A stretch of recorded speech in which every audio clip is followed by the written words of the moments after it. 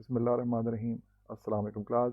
आज की क्लास में हम बल्कि इस वीक में हम माइक्रो प्रोसेसर्स के बारे में थोड़ा सा देखेंगे। हम माइक्रो कंट्रोलर 18F452 का जो मेजर पोर्शन हमने कवर कर लिया है, उसकी एग्जांपल्स भी हमने कुछ सॉल्व कर ली हैं। अगर वक्त बचा तो कोर्स के आखिर में उसके कुछ और एग्जांपल्स कर लेंगे, नहीं तो फ़िलहाल हम ये प्लान करेंगे कि अभी इस वीक में हम माइक्रो प्रोसेसर्स को देखेंगे और आर्डिनो को हमें देखना है इंशाल्लाह अगली वीक में। अगर डिपेंड करता है, अगर ये ओवरफ्लो कर गया अगली वीक में तो आर्डिनो को थोड़ा सा और आगे कर देंगे। बहरहाल अभी जो दो मेन हमारे टॉपिक बाकी हैं वो माइक्रो प्रोसेसर्स के बारे में हमें थोड़ा सा देखना है कि फ़र्क क्या होता है उनका माइक्रो कंट्रोलर्स के मुकाबले में। और उन उसके बाद हमने आर्डिनो को थोड़ा सा हम उसका इंट्रोडक्शन लेंगे। तो माइक्रो कंट्रोलर्स आप इस्तेमाल कर चुके हैं दो किस्म के, आपने 8051 और पिक 18F452 दोनों आपने इस्तेमाल किए हैं। माइक्रो कंट्रोलर आप जानते हैं क्या होता है। एक it is a small computer on a single metal oxide. एक आपकी एक आईसी के ऊपर आपकी एक आईसी के ऊपर एक छोटा सा कंप्यूटर होता है और इसके अंदर एक से ज़्यादा भी माइक्रो सीपीयूज़ हो सकते हैं। तो इसमें जो मैं फ़र्क आपको वाज़ेह करना चाह रहा हूँ ये कि आपको कि जो सीपीयू और जो माइक्रो कंट्रोलर के अंदर एक सीपीयू होता है और सीपीयू के साथ आपको आपके फर्दर और पेरिफेरल्स लगे हुए होते हैं। जैसा कि मेमोरी आपके आपके अंदर होती है। जैसे आपने देखा होगा, आप जो प्रोग्राम बर्न करते हैं अपना माइक्रो कंट्रोलर के, वो अंदर ही होता है। जो उसकी फ्लैश मेमोरी होती है वो उसके अंदर इनबिल्ट होती है। लेकिन अगर आपने अपने कंप्यूटर के साथ मिसाल के तौर पर जो डेस्कटॉप है उसमें उसका जो प्रोग्राम है जो चलता है वो आपके उसकी आईसी के अंदर नहीं होता। जो आपकी पेंटियम या आपकी कोर i7 या जो भी आपकी आईसी उसके अंदर उसका जो कोड है वो इंस्ट्रक्शंस वो अंदर स्टोर परमानेंटली स्टोर नहीं होते। उसका उसके लिए आप अलग हार्ड डिस्क इस्तेमाल करते हैं। तो माइक्रो कंट्रोलर के अंदर ये सारी चीज़ें ना सिर्फ ये कि उसकी उसके अंदर अपनी रैम होती है। अगर आपको थोड़ा बहुत कंप्यूटर आर्किटेक्चर के बारे में इल्म हो तो जो रैम होती है, जिस तरह ये या आपको आ रही नज़र तो फ्लैश, ये तो फ्लैश रैम का उन्होंने दिखाया हुआ तस्वीर। आपके पास जो माइक्रो प्रोसेसर के अंदर जो रैम आप बढ़ाते हैं वो आप माइक्रो प्रोसेसर के एक्सटर्नली लगा के आप उसको इंक्रीज़ भी कर सकते हैं। तो जो रैम है उसकी जो उसका प्रोग्राम मेमोरी है और इसके पेरिफेरल्स उसके अंदर वो तमाम के तमाम बाहर होते हैं। माइक्रो कंट्रोलर के अंदर ही एक ही चिप के अंदर ही सारी की सारी चीज़ें मौजूद होती हैं। आप ठीक है। तो ये जो है specifically they are design for embedded applications in contrast to micro processor used in personal computers. ठीक है, माइक्रो प्रोसेसर्स आप पर्सनल कंप्यूटर्स में इस्तेमाल करते हैं, लेकिन एम्बेडेड डिज़ाइन के लिए one of the control ICs जो कि इस्तेमाल होती हैं that is micro controller. In modern terminology, microcontroller is similar but less sophisticated than system on chip. System on chip क्या होता है इंशाल्लाह हम इंशाल्लाह देखेंगे होपफुली इसी क्लास में या अगली क्लास में। तो माइक्रो कंट्रोलर में बेसिकली हमने ये देखा था कि एक अंदर सीपीयू होता है और उसके साथ बहुत सारे पेरिफेरल्स लगे होते हैं और हर माइक्रो कंट्रोलर की अपनी स्पेसिफिकेशन होती है। हर कंपनी की हर रेटिंग के हिसाब से आपको माइक्रो कंट्रोलर मिल जाएंगे। किसी के अंदर एडीसी होता है, किसी के अंदर नहीं होता, किसी के अंदर आई2सी होता है, किसी के अंदर 2 चैनल्स होते हैं, ज़्यादा होते हैं। तो इस तरह वो अपनी एप्लीकेशन के हवाले से कि वो कौन सा माइक्रो कंट्रोलर कहाँ इस्तेमाल किया जाएगा उसके हिसाब से उनकी इसकी स्पेसिफिकेशन डिफाइन करते हैं और उसकी कॉस्ट के हिसाब से। ठीक है, तो माइक्रो कंट्रोलर आप देख चुके हैं। माइक्रो प्रोसेसर क्या होता है, समझिए कि माइक्रो कंट्रोलर है जिसके अंदर सीपीयू है लेकिन बाकी पेरिफेरल्स नहीं लगे हुए होते। तो माइक्रो कंट्रोलर के अंदर सीपीयू होता है। अगर आप उसके अंदर से सारे पेरिफेरल्स निकाल दें तो वो आपका आपका एक माइक्रो प्रोसेसर बन जाएगा। तो माइक्रो प्रोसेसर क्यों इस्तेमाल किया जाता है कंपेयर टू माइक्रो कंट्रोलर ही क्यों नहीं इस्तेमाल किया जाता? अगर आपको इसके बहुत सारी वजूहत हैं। बहरहाल एक तो ये कि आप पेरिफेरल्स जो है वो लिमिटेड हो जाते हैं। आपने मिसाल के तौर पर अपने एक पीसी है जिसके साथ आपने आपके जो कंप्यूटर आपके लैपटॉप में जो सीपीयू लगा हुआ है, उस सीपीयू ने बहुत सारे काम करने हैं। अपने उसने एलसीडी को कंट्रोल करना है, बहुत हाई स्पीड कैलकुलेशन भी करनी है, वगैरह वगैरह, इंटरनेट का काम भी करना है, यूएसबी भी करना है। तो अगर आप उसके अंदर सारे के सारे पेरिफेरल्स एक आईसी के अंदर डाल देंगे तो वो लिमिट हो जाएगा। कुछ जगहों के ऊपर ये काम किया जाता है, वो इंशाल्लाह बाद में देखेंगे। लेकिन आपके जो सीपीयू के बाहर जो सारे के सारे आप पेरिफेरल्स आप अपनी मर्जी का लोग अपना हाई स्पीड उसमें कैलकुलेशन आप सीपीयू ऐसा लेते हैं जो कि जिसके अंदर आपको प्रोसेसिंग बहुत तेज़ मिले, आपको अपनी मर्जी की प्रोसेसिंग मिले और फिर उसके आसपास आप अपनी मर्जी के पेरिफेरल्स, अपनी मर्जी के आप रैम और अपनी जीपीयूज़ और वाईफाई की सिक्योरिटी सब आप अपनी मर्जी से बाहर कनेक्ट करते हैं। तो एक और वजह ये होती है कि इसके अंदर जो प्रोग्राम स्टोर होता है, यहाँ पर आपको याद हो माइक्रो कंट्रोलर के अंदर, वो हम फ्लैश मेमोरी में सेव करते हैं। इसके अंदर ऐसी मेमोरी होती है जैसे इसकी रोम में तो हम मतलब है कि अपना डाटा जो परमानेंटली सेव करते हैं, जो फ्लैश भी होती है, जो फ्लैश मेमोरी इसके अंदर होती है जिसके अंदर हम अपना कोड सेव करते हैं, वो हाई स्पीड नहीं होती, मतलब कि फ्लैश इज़ क्वाइट स्लो। इसलिए अभी तक आप देखते हैं कि आपकी जो रैम होती है, जो आप अपने पीसी में या लैपटॉप में जो रैम आप इस्तेमाल करते हैं, जो ऐड करते हैं, वो वोलेटाइल होती है। वो वोलेटाइल होती है रैम, यानी कि उसके अंदर से डाटा जो है वो अगर आप एक दफ़ा उसको आप रीसेट करें तो वो डाटा उसके अंदर से गायब हो जाता है। ठीक है, तो अगर मैं एक्सटर्नल रैम यहाँ पर लिखूँ आपके सिस्टम में, प्रोग्राम में, तो अगर आप देखेंगे एक्सटर्नल रैम की, जैसे आपने ये देखे होंगी आईसीज द्वारा, तो ये आपकी ये वोलेटाइल होती हैं, यानी कि अगर पावर सप्लाई अगर आपकी बंद हो जाएगी तो इसके अंदर से जो सारा का सारा डाटा है वो उसमें लूज हो जाएगा।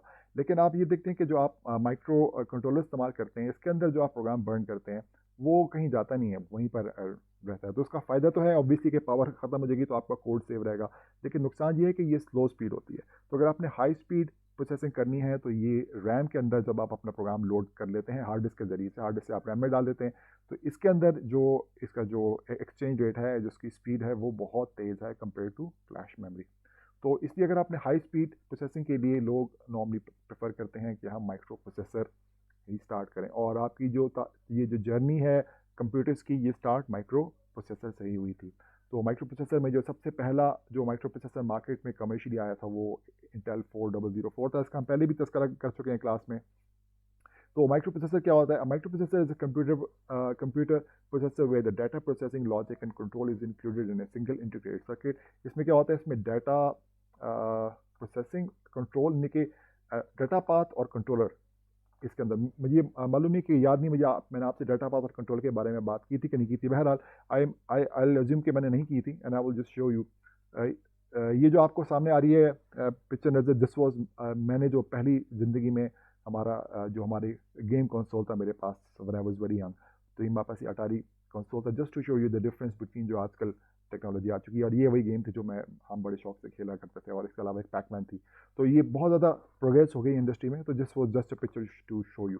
अच्छा, मैं आपको जो दिखाना चाह रहा था वो था डाटा पाथ और कंट्रोलर। तो आपके पास जो नॉर्मली एक माइक्रो प्रोसेसर होता है, उसके अंदर एक डाटा पाथ होता है, डाटा पाथ, और एक होता है कंट्रोलर। यानी कि आपके पास जो हार्डवेयर, जो आपका लॉजिक, जो आपका जो चीज़ आपकी एक्चुअल कैलकुलेशन कर रही होती है, जो आपके एक्चुअल काम कर रही होती है, वो डाटा पाथ होता है। और कंट्रोलर उसको कंट्रोल कर रहा होता है। जिस तरह आप पपेटेयर और पपेट समझिए, पपेट जो है वो एक्ट करता है, और जो उसकी स्ट्रिंग्स होती हैं, पपेटेयर जो होता है वो उसको कंट्रोल कर रहा होता है। तो कंट्रोल यूनिट जो है वो डाटा पाथ को कंट्रोल कर रहा होता है। इसकी मिसाल मैं अगर आपको दिखाऊं तो लेट मी जस्ट, ये देखें, अगर इसमें आप देखें तो आपके पास जो तमाम के तमाम ये आपके पास ये रजिस्टर बैंक है, एएलयू है और मेमोरी है, इन सब कुछ से आपने काम लेना है। लेकिन इनसे काम कौन लेगा? आपके पास इंस्ट्रक्शन आती है, अगर आपको याद इंस्ट्रक्शन आती है, वो डिकोड होती है। तो इंस्ट्रक्शन आके वहाँ पर डिकोड होती है, उसके बाद यहाँ पर एक कंट्रोलर होता है, एक हार्डवेयर यूनिट होता है, जिससे ये पता चल जाता है कि अब मैंने करना क्या है। तो वो ये स्ट्रिंग तमाम के तमाम इनेबल पिंस को, ये तमाम आर्किटेक्चर को वो कंट्रोल करता है, और उसको बताता है कि भाई अब एएलयू तुमने ऐड करना है, अब यहाँ से कौन सी एड्रेस का डाटा इस पोर्ट पे आ जाए, कौन यहाँ पर आ जाए, फिर कौन सी मेमोरी में सेव करना है। वो उसने इंस्ट्रक्शन जब डिकोड कर लेता है आपका कंट्रोलर, तो उसके पास ये सारी मालूमात आ जाती हैं कि मैंने कौन सा काम करना है और कैसे करना है। तो वो तमाम इस हार्डवेयर को जो कि मौजूद होती है उसको इस्तेमाल करता है। तो ये जो आपको हार्डवेयर, इस अलावा ये कंट्रोल यूनिट के अलावा, ये कंट्रोल यूनिट का जो आपका आ रहा है नज़र, इसके अलावा तमाम के तमाम जो हार्डवेयर आपको नज़र आ रही है उसको कहते हैं डाटा पाथ, और ये जो नज़र आ रहा है आपको इसको कहते हैं कंट्रोलर। तो यहाँ पर जो बता रहे हैं, यहाँ पर इसमें ये बता रहे हैं कि कंप्यूटर के अंदर आपके पास डाटा प्रोसेसिंग होती है और कंट्रोल लॉजिक होती है, और इनको एक ही इंटीग्रेटेड सर्किट के अंदर डाल दिया जाता है, जैसा आपको यहाँ पर नज़र आ रहा है। The microprocessor contains the arithmetic, logic, and control circuitry required to perform functions of a computer central processing unit. The integrated circuit is capable of interpreting and executing program instructions and performing arithmetic operations. ठीक है, और ये भी मालूम है कि जिस तरह माइक्रो कंट्रोलर का जो हमें पता है सीपीयू, वो भी क्लॉक ड्रिवन होता है, उसके अंदर रजिस्टर्स होते हैं, उसके अंदर डिजिटल इंटीग्रेट सर्किट होता है, उसके अंदर बाइनरी डाटा को वो प्रोसेस करता है, उसका एक इंस्ट्रक्शन सेट आर्किटेक्चर होता है, उसकी मेमोरी होती है। तो वो तमाम चीज़ें जो कि आप पहले इस्तेमाल कर चुके हैं, माइक्रो कंट्रोलर के अंदर समझ चुके हैं, वही चीज़ें हैं, सिर्फ ये कि माइक्रो प्रोसेसर के अंदर वो पेरिफेरल्स इंटरनली बिल्ट नहीं होते। अच्छा, कम्बिनेशनल लॉजिक और सीक्वेंशियल लॉजिक क्या होती है? ये भी मुझे याद है कि मैंने आपको एक्सप्लेन किया है कि नहीं है किया किया। बहरहाल आपके पास कम्बिनेशनल लॉजिक वो लॉजिक होती है जो कि सिर्फ करंट इनपुट्स के ऊपर डिपेंड करी होती है। लेट मी सी, मेरे पास एक मैंने इमेज शायद सेव किया था, let me see if I have it अभी तक। इसमें नहीं नज़र आ रहा मुझे, ये रहा बिल्कुल। देखिए आपके पास कम्बिनेशन लॉजिक क्या होती है कि आपके पास जो सारे गेट्स हैं, जैसे AND gate, OR gate, NOR gate, XOR gate, उसमें आपके पास जो आउटपुट है वो आउटपुट जो है वो सिर्फ और सिर्फ करंट इनपुट्स के ऊपर डिपेंड कर रहा होता है। ठीक है, तो इसको ऐसी लॉजिक को जिसमें आउटपुट सिर्फ करंट इनपुट्स के ऊपर डिपेंड कर रहे होते हैं उससे कम्बिनेशन लॉजिक कहते हैं। लेकिन अगर आपके आउटपुट जो हैं वो आपकी करंट इनपुट्स के ऊपर भी डिपेंड कर रहे हैं और साथ साथ कोई मेमोरी यूनिट भी है, यानी कोई प्रीवियस डाटा जो कहीं पर सेव हुआ हुआ है उसके ऊपर भी डिपेंडेंट है, यानी है कि आपके फ्लिप फ्लॉप्स यानी कि आपके रजिस्टर्स के ऊपर। अगर आपके पास जो आउटपुट हैं वो करंट इनपुट्स के अलावा किसी प्रीवियस डाटा के ऊपर जो आपने यहाँ मेमोरी के ऊपर सेव किया हुआ है तो वहाँ उसके ऊपर डिपेंडेंट है आपका आउटपुट, तो उससे सीक्वेंशियल लॉजिक कहते हैं। कि अगर आसान सादा अल्फाजों में ऐसी लॉजिक जहाँ पर कोई आपको रजिस्टर या आपको फ्लिप फ्लॉप या कोई मेमोरी यूनिट नज़र ना आए तो उसे कम्बिनेशन सर्किट कहते हैं, और जहाँ पर आपको मेमोरी यूनिट या आपको रजिस्टर या फ्लिप फ्लॉप आपको नज़र आए तो उसे सीक्वेंशियल लॉजिक कहते हैं। ठीक है, तो यहाँ पर ये बता रहे हैं कि microprocessor contain both combinational and sequential logic and operate on numbers and symbols represented by binary number system। numbers and symbols से क्या मुराद? numbers आपको मालूम है, symbols यानी आपकी ASCII कोड और इससे जो डिफरेंट हम symbols को रिप्रेजेंट करते हैं यूजिंग बाइनरी कोड। तमाम बाइनरी नंबर सिस्टम के अंदर कैलकुलेशन होती है, इसे कहते हैं माइक्रो प्रोसेसर। ठीक है, और micro processor let me just see कि आप यहाँ पर जो समथिंग एल्स हिस्ट्री वालों को हम इंशाल्लाह अभी हम उसको ज़्यादा नहीं देखेंगे। बहरहाल सबसे पहला माइक्रो प्रोसेसर हम तो देख चुके हैं, 404 था, उसके बाद 8080 बहुत मशहूर था। उसके हम थोड़ा सा क्रोनोलॉजी देख लेते हैं कि पहले कौन कौन से मुमकिन है, इसमें से बहुत सारे माइक्रो प्रोसेसर्स के बारे में आपको पहले से इल्म हो। जो पहला माइक्रो प्रोसेसर मार्केट में कमर्शियली आया था वो 404 था। इसमें जो हमसे कुछ मेजर चीज़ें मैं आपको पॉइंट आउट करना चाह रहा हूँ वो ये कि एक तो ये कि वो कि इंटेल का बना हुआ था, और उसमें जो नंबर ऑफ़ ट्रांजिस्टर्स अगर आप देखें तो वो तकरीबन 2200 यानी कि 2250 ट्रांजिस्टर्स के करीब इसके पास थे।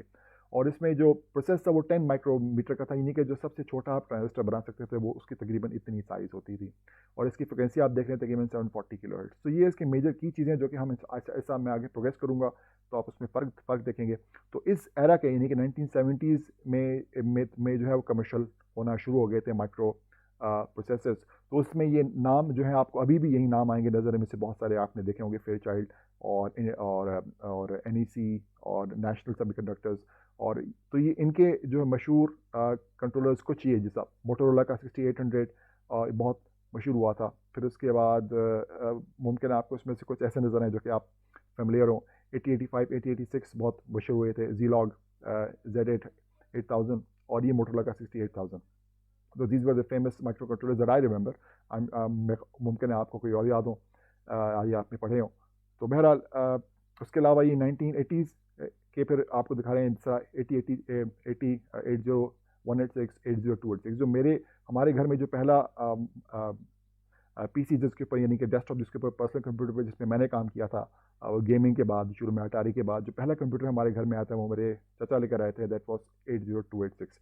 बल्कि मैंने उसकी तस्वीर भी, अगर आपने रनो आप लोग से कोई पुराने ज़माने का सिस्टम आपने देखा नहीं कि नहीं देखा, इस तरह के हमारे सिस्टम होते थे, उसमें 5 इंच की फ्लॉपी ड्राइव होती थी। और ये 1980s के मशहूर सिस्टम्स थे। ये रिस्क मिप्स आपको अभी भी आएंगे नज़र मार्केट में। Spark was a famous controller उस ज़माने में, और फिर आर्म आना शुरू हो गए थे। एकॉर्न कंपनी ने आर्म बनाना शुरू किया था, इसको भी हम इंशाल्लाह थोड़ा सा और डिटेल से देखेंगे। आजकल मार्केट में बहुत हॉट जा रहे हैं आर्म के कंट्रोलर्स। फिर उसके बाद 1990s में अगर आप देखेंगे ये पावर PC आ गए थे। पावर PC अभी भी आपको मार्केट में मिलेंगे। पेंटियम, और उसके बाद स्पार्क आप उन्हीं आपके नाम उनके डिफरेंट वर्जन आप देखेंगे, यानी वही इंटेल के प्रोसेसर्स और मोटोरोला के डिफरेंट हायर एंड के प्रोसेसर्स। और तो आपको यहाँ पर मिप्स के आपको आ रहे हैं नज़र, पावर PC और वही इंटेल के पेंटियम। उसके बाद 2000 में अगर आप देखें तो जो मशहूर माइक्रो कंट्रोलर में भी you will be able to see some Itanium Intel का, पेंटियम एम, और इसमें हम और देखते हैं may be some famous core i7, obviously आपको मालूम होगा कोर i3, कोर i7। तो उसके बाद 2010 से लेकर 2020 तक मे बी इनसे शायद आप काफ़ी फेमिलियर हूँ, इनमें से माइक्रो प्रोसेसर आप मुमकिन है कुछ इस्तेमाल भी किए हों। तो उसके बाद 2020s में अभी ये कुछ लेटेस्ट आए हैं, लेकिन जो चीज़ मैं आपको उसमें देखने वाली है वो ये कि एक दो चीज़ें आप नोट करें। एक तो ये कि आप यहाँ पर पहले जो अगर आपको माइक्रो प्रोसेसर था वो 40004, उसमें 2250 के करीब उसके अंदर ट्रांजिस्टर्स थे, और यहाँ पर आप देख रहे हैं 16 बिलियन तक पहुँच गए हैं। तो दैट्स अ ह्यूज जंप के जिसमें नंबर ऑफ प्रोसेसर्स इंक्रीज हुए हैं। एक चीज़ देखने वाली ये है। दूसरी चीज़ आप ये देखें कि आप यहाँ पर क्लॉक स्पीड जो है ऑब्वियसली बढ़ रही है। यहाँ से आप देखें कि यहाँ पर जो आप लेट्स से 1970s में अगर हम चले जाएं तो ये किलो हर्ट्स में इसकी 740 किलो हर्ट्स से स्टार्ट हुआ था, और यहाँ पर ये बढ़ता जा रहा है, मेगा हर्ट्स की रेंज में आ गए। यहाँ पर नीचे देखें 8 मेगा हर्ट्स, 5 मेगा हर्ट्स, और 16 मेगा हर्ट्स, 25 मेगा हर्ट्स। देखें 1990s में ये the speed is increasing 270 450 mega hertz, और ये 1 गीगा हर्ट्स तक पहुँच गया ईयर 2000 के आसपास। और उसके बाद ये 1 गीगा हर्ट्स, 1.6, 3.2, 2.2, अगर आप देख रहे हैं यहाँ पर आगे अब जाके गीगा हर्ट्स यहाँ 5.5 आपको आ रहे हैं नज़र बीच में, लेकिन ज़्यादा पॉपुलर नहीं हैं आप, इतनी ज़्यादा हाई स्पीड पॉपुलर हैं। इवन जो आप देख रहे हैं आजकल के जो लेटेस्ट भी 2020s में भी आ रहे हैं वो 3.2 3.4 गीगा हर्ट्स तक हैं। वो आगे 5 6 7 8 9 10, एक्सपेक्टेशन तो यही थी कि जैसे शायद इसी तरह स्पीड बढ़ती रहेगी, लेकिन नहीं बढ़ी। उससे पावर कंस्ट्रेंट्स बहुत सारे आ गए मार्केट में, बहुत ज़्यादा पावर कंजम्पशन हीटअप होने लगा सिस्टम। तो अब आप देख रहे हैं कि अब उन्होंने अपना मॉडल जो है थोड़ा सा चेंज किया कंप्यूटर आर्किटेक्चर की फील्ड में। उन्होंने क्या किया कि अब यहाँ पर देखें, यहाँ पर नंबर ऑफ कोर्स अगर आपको आ रही होंगी यहाँ ये वाले कॉलम में नजर, कोर्स पर डाई। तो अभी नंबर ऑफ कोर्स यानी कि अब एक माइक्रो प्रोसेसर की जगह वो एक कोर के अंदर, यानी कि एक आईसी एक केसिंग के अंदर वो मल्टीपल माइक्रो प्रोसेसर्स को डाल देते हैं। तो 2 कोर, 4 कोर, 8 कोर, आप देख रहे हैं कि इसमें नंबर ऑफ कोर्स यहाँ तक के आप 12 14 32, और यहाँ पर देखें 6 8 12 16 8 कोर्स।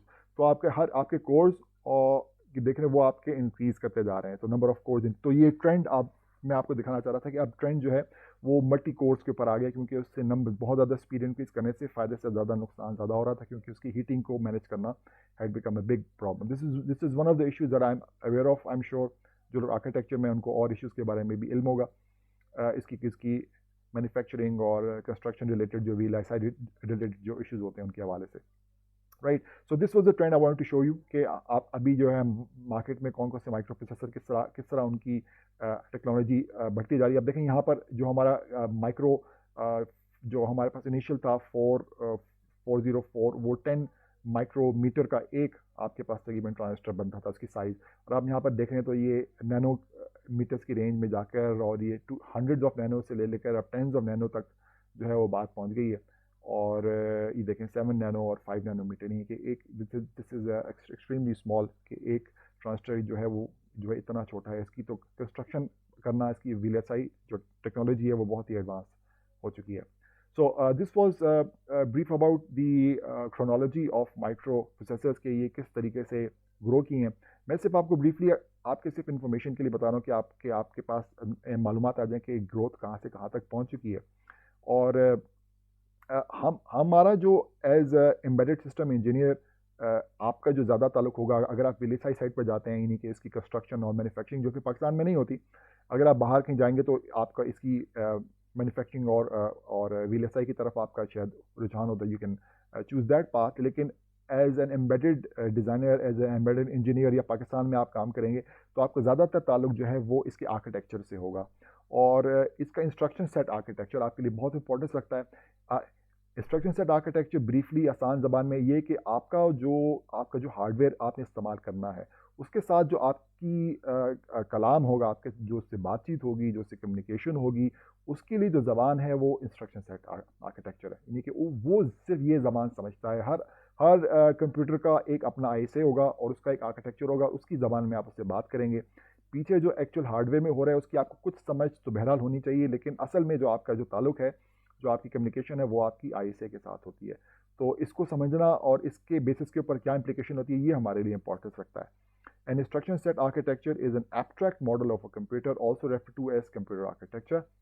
यानी कि इंस्ट्रक्शन सेट आर्किटेक्चर इतना इंपॉर्टेंस रखता है कि वो कंप्यूटर आर्किटेक्चर को डिफाइन करता है। ठीक है, आप कंप्यूटर आर्किटेक्चर की जो आप एक अपनी मेंटल मॉडल बनाएंगे, एक मेंटल पिक्चर बनाएंगे जिसके ऊपर आप अपनी तमाम कोडिंग करेंगे, वो आईएसए के ऊपर बेस होता है।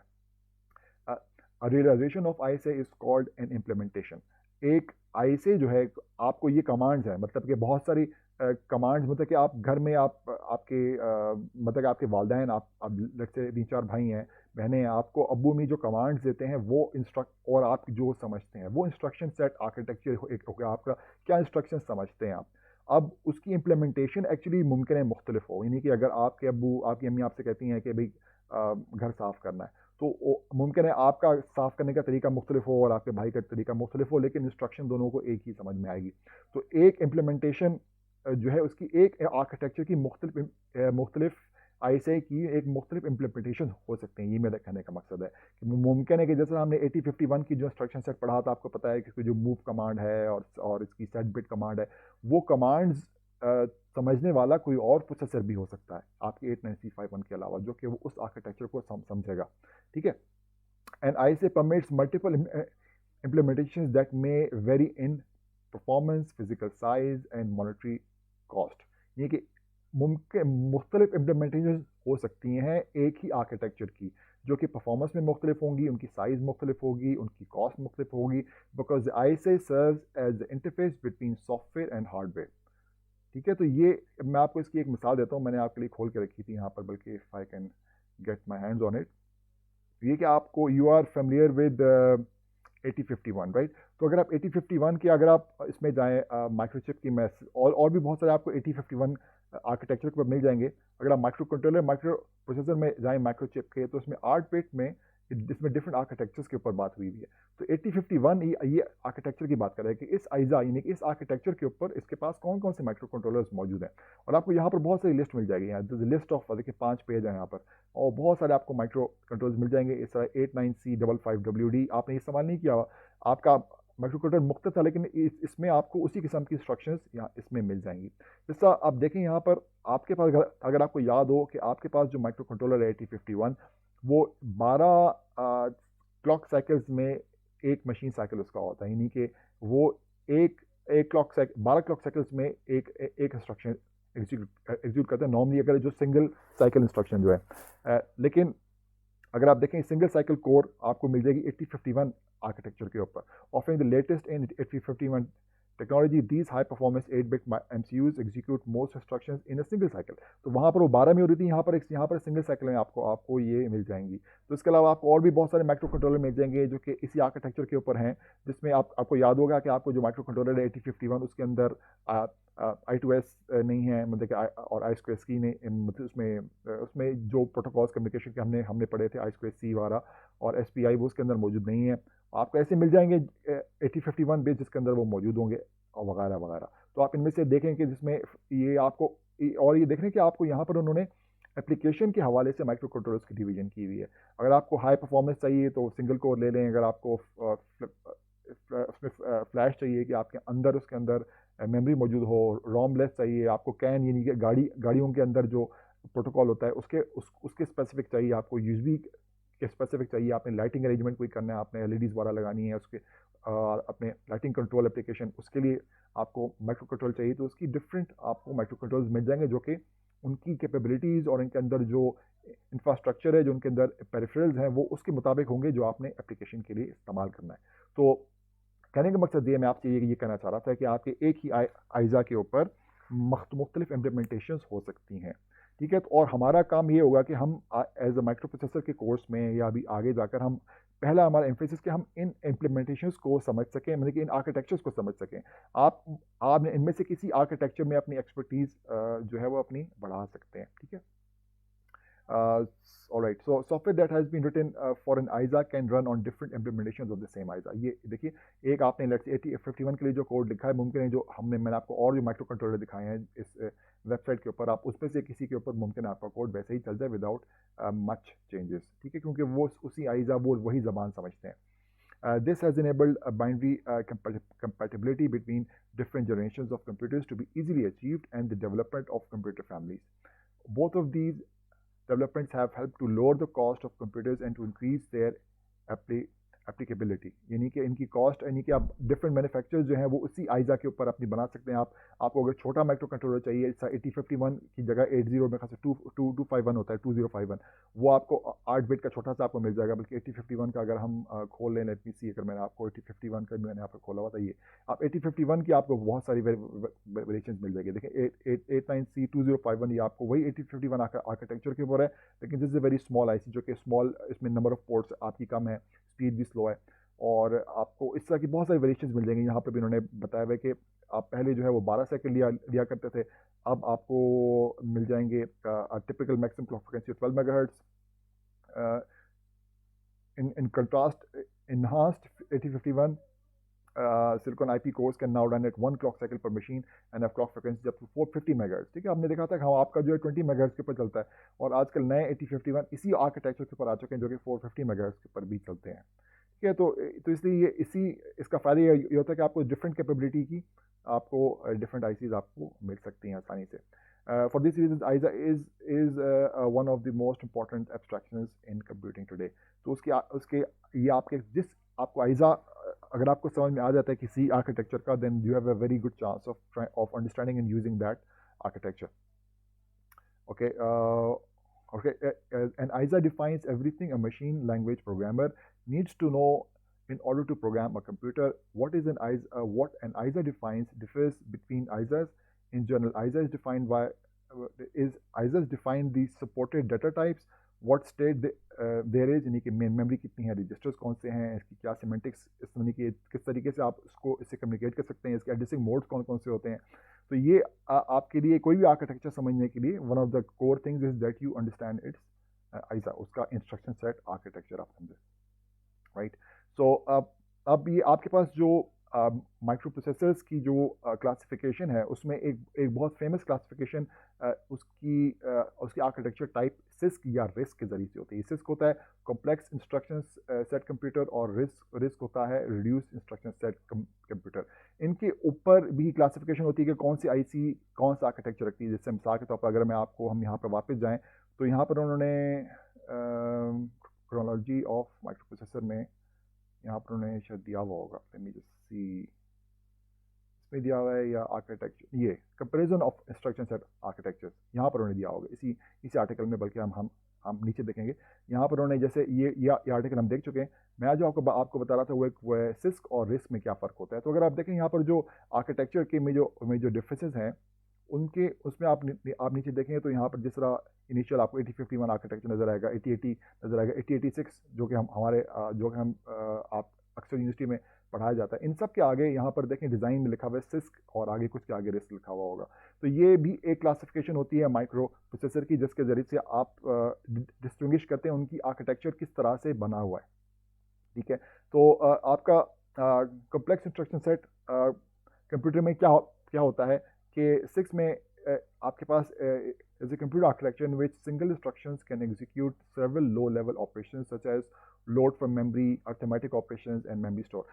सिंपल अल्फाज में मैं आपको ये बता दूं कि सिस्क जो है उसमें आपके पास इंस्ट्रक्शंस कॉम्प्लेक्स होती हैं, और आपके पास एक इंस्ट्रक्शन के अंदर बहुत बड़े बड़े काम हो सकते हैं। ठीक है, और रिस्क के अंदर छोटी छोटी इंस्ट्रक्शंस होती हैं, और उसके ज़रिए से आप बड़े काम को छोटे हिस्सों में तकसीम करके कर लेते हैं। जैसे हमने 8051 और 89452 में हमने ये फ़र्क देखा था कि 8051 ऑल्दो पुराना आर्किटेक्चर है, लेकिन उसके अंदर मल्टीप्लाई की कमांड मौजूद है। आपकी इंस्ट्रक्शन में मल्टीप्लाई की इंस्ट्रक्शन मौजूद है, यानी कि आप उसको एक इंस्ट्रक्शन देंगे तो वो आपको मल्टीप्लाई करके दे देगा, लेकिन वो नंबर ऑफ साइकिल्स उसमें काफ़ी ज़्यादा लगते हैं। मुझे याद नहीं सही, लेकिन काफ़ी ज़्यादा उसमें नंबर ऑफ साइकिल्स लगते हैं। ऑन दी अदर हैंड आपके पास जो 89452 के अंदर मल्टीप्लाई की इंस्ट्रक्शन मौजूद ही नहीं है।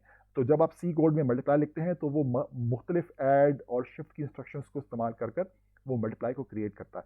तो वो आपके पास जो 89452 है, that is very close to RISC, यानी वो उसका architecture very close to RISC. और जो आपके पास 8051 है, that is very close to CISC. उसके वो काफ़ी, बल्कि यहाँ पर भी इन्होंने मेंशन किया होगा, लेकिन 8050 सिस्क मैंने यहाँ पर मेंशन किया है। 8051 की फैमिली जो है वो भी सिस्क की क्लासिफिकेशन में आती है।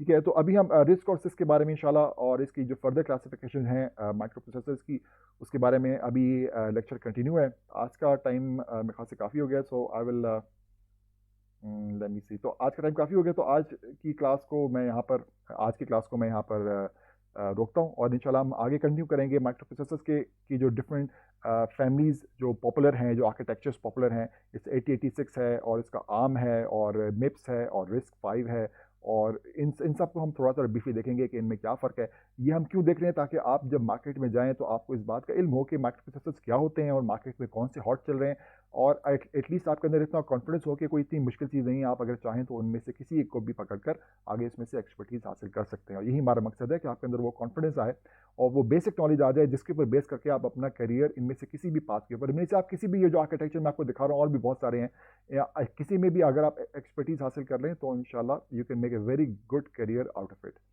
सो आज के लेक्चर के लिए इतना ही। जज़ाकल्लाह खैर। अस्सलाम वालेकुम वरहमतुल्लाह।